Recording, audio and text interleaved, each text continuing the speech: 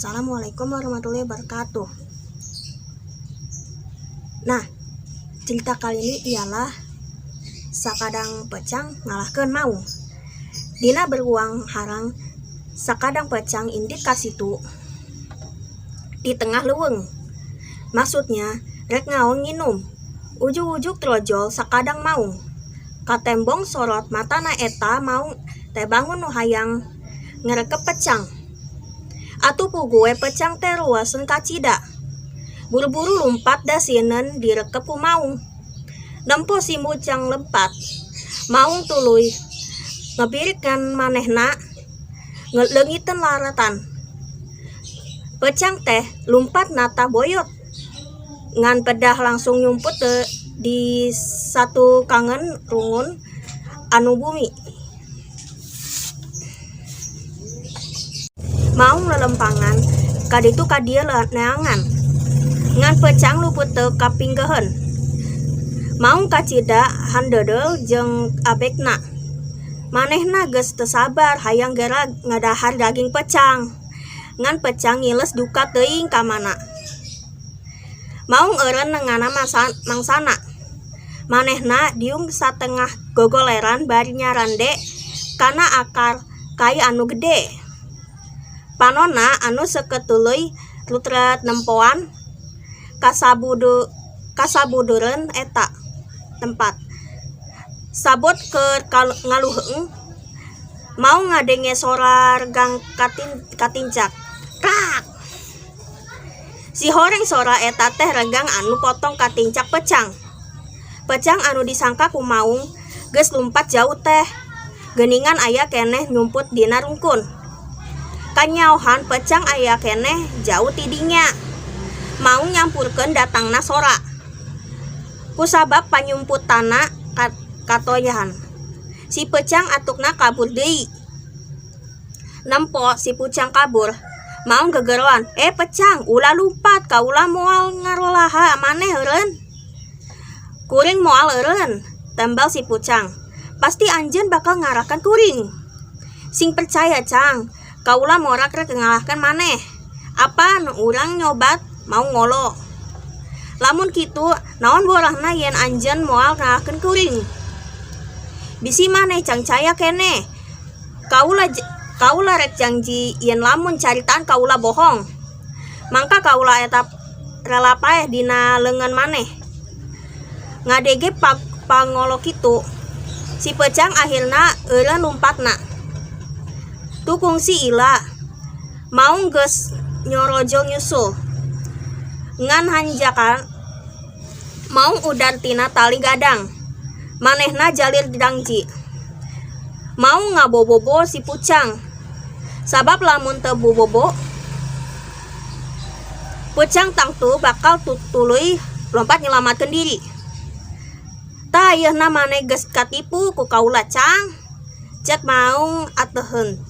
Naon maksud anjeun teh sobat? Si pecang nanya penasaran. Ayeuna mah ulah loba tatanya.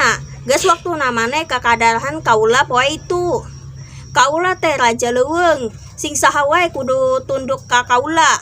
Si pecang tungtungna sadar yen dirina geus ditipu ku maung. Janji raja leuweung saukur paisan kosong keur ngabobodo dirina. Si pucang teu eleh geleng. Manehna geuwat nengan akal keur ngelepaskeun diri teu maung. Heuk bae lamun kahayang anjeun kitu mah. Cek bocang seolah-olah geus pasrah.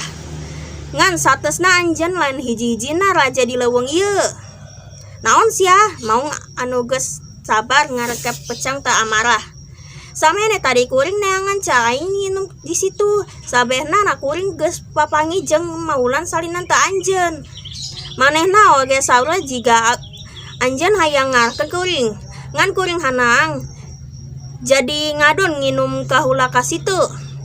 Sanggeus kitu karek kuring manggihan deui marehna. Kup sabab kitu samemeh anjeun ngalahkeun kuring. Anjeun kudu ngalahkeun heula manehna. Lamun di pantena anjeun kitu huku keur lah diteudeunan. Di mana manehna ayeuna? Manehna cicing di jero di sumur jero leuweung. Tembal si ti Pecang yakinkeun. Ayeuna hayu tuduhkeun tempatna. Kaulah geus sabar hayang ngalahkeun manehna, cek maung ku kubuk gede hulu. Bener anjeun bakal mengalahkan manehna, awakna gede jeung kuat. Si Pecang mah panas. Geus loba tah nyarita, anterkeun kaula ka ditu.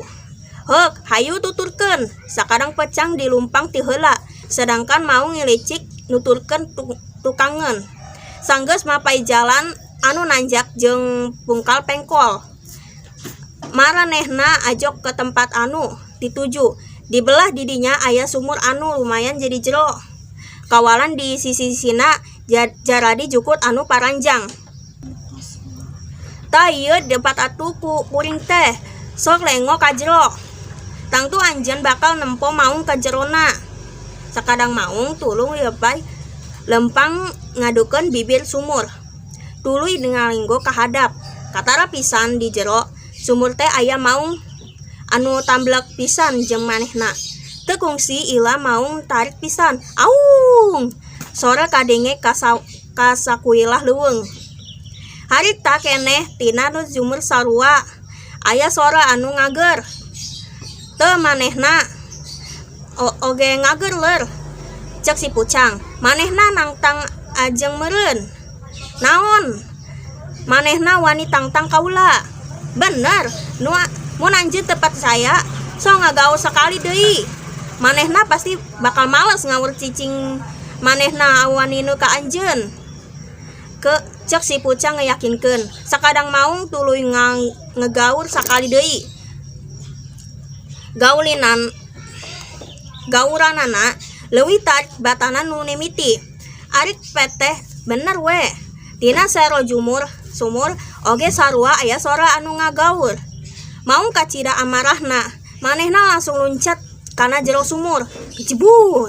Sora mani aweuhan tina jero sumur, caina oge nepi ka kiruh. Tapi naon aku kajadian, si horeng di jero sumur teu eueuh.